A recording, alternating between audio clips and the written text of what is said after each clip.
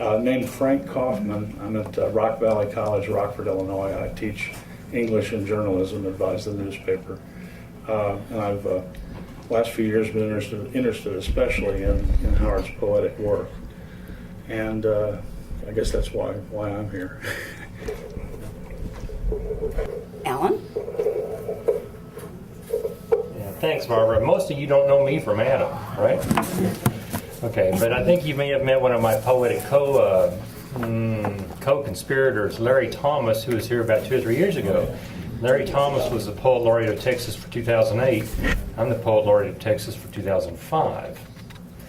And I've been hooked on Howard's poetry since. You might recognize this guy? Yeah. And the poem that's in here is Zucala's Hour, right? And that's where I got hooked on Howard's poetry. I would start reading Howard a few issues before that, of course, and with the Lancer editions. And I've been really kind of an addict ever since. I've got 8 books of poetry already out there. There may be a couple of copies here in the library. If not, we're going to rectify that situation. And I was actually pulled into this conference by Paul Herman, who asked me to get involved with a project that is going to be titled Dark Inspiration Selected Poetry of Robert E. Howard. The primary source material is going to be this book here. Some of you may have it.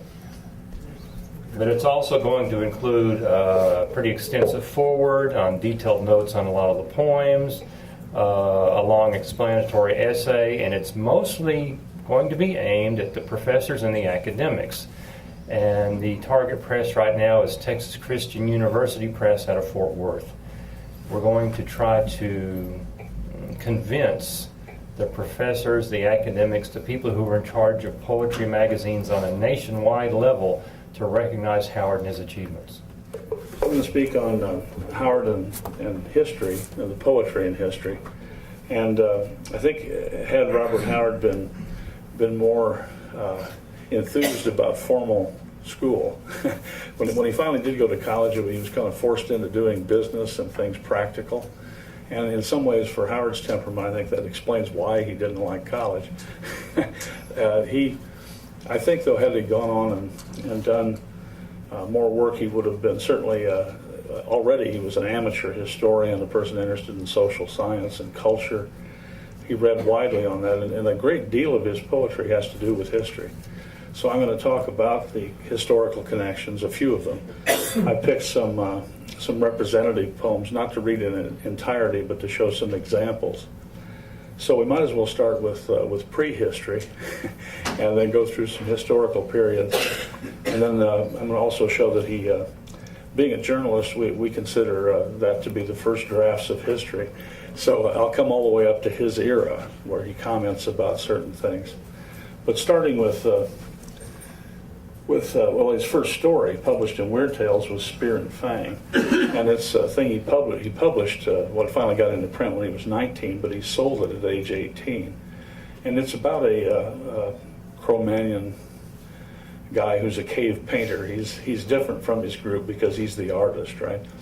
In one essay, I compared him to Howard, kind of looking at himself, the young misunderstood artist. But basically, it ends up being, as we'd expect, a battle where he has to kill a Neanderthal to save the damsel in distress type of thing. There's a parallel poem as far as time period, though. It's a thing called Amra the Ta'an. It's a fragment, actually. But it depicts, and that name Amra, of course, gets kind of garbled and some question in my mind whether that should have been the name of a journal devoted to Conan studies or Howard in general, but he ends up transposing it over to a story later. But let me find one line or two from that.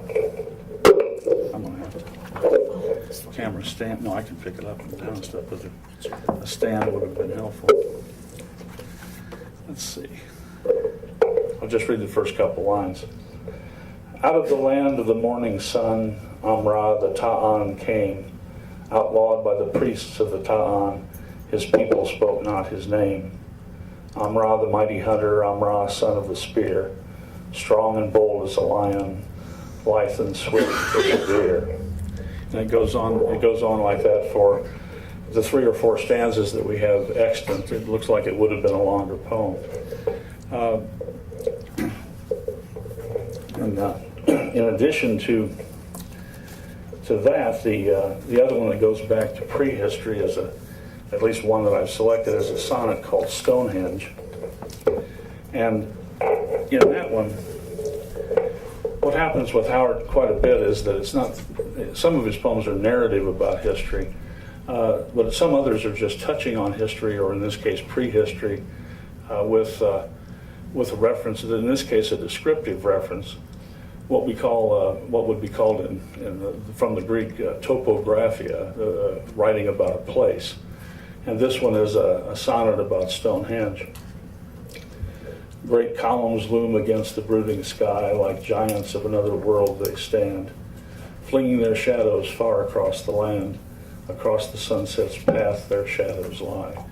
You know, this sort of a description of, in this case, Stonehenge. Places like that intrigued him, and he writes a couple poems about Easter Island, more descriptive. The Easter Islands, these are sonnets also. He was a pretty good sonneteer, which is a difficult form to master, of course, and he was especially he was writing mostly Italian sonnets. I think he only has 2 or 3 that are anything close to the simpler English sonnet. But Easter Island is, again, a descriptive poem. How many weary centuries have flown since strange-eyed beings walked this ancient shore, hearing as we the green Pacific's roar, hewing fantastic gods from sullen stone. First 4 lines. But so the prehistoric period is pretty well covered. Howard was, of course, immensely influenced by the days of Greece and Rome, and especially the barbarian counterparts and the folks fighting against the Romans, especially in let's see, in one poem called Hadrian's Wall. This is another descriptive sonnet. Again, he addresses looking at a place this time, again, not the true narrative, but a place that touches or goes into a historical setting. Against these stones red waves of carnage break. Along these parapets Rome's armor shone. Here swarmed the Picts when ghastly tribes unknown came trooping down from heath and mountain lake. The first 4 lines of that sonnet. So Hadrian's Wall, the Easter Island mysteries, things like this, prehistoric up into now historic times.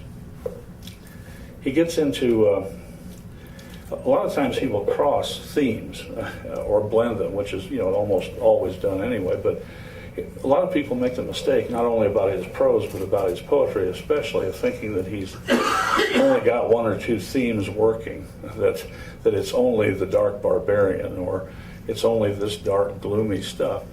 But he has, sometimes he blends, for instance, in this case, history and romance. This is kind of a Romeo and Juliet poem, in the sense that it's the British barbarian, the gladiator in this case, who has fallen in love with a Roman girl, patrician nonetheless. So when I was a boy in Britain and you were a girl in Rome, it starts out that way. And it's about this destined to be unrequited relationship or love affair, the distance between them, the fact that they're never going to really be together. But it's this relationship that ties in, of course, to the days of Rome, but also on a different theme.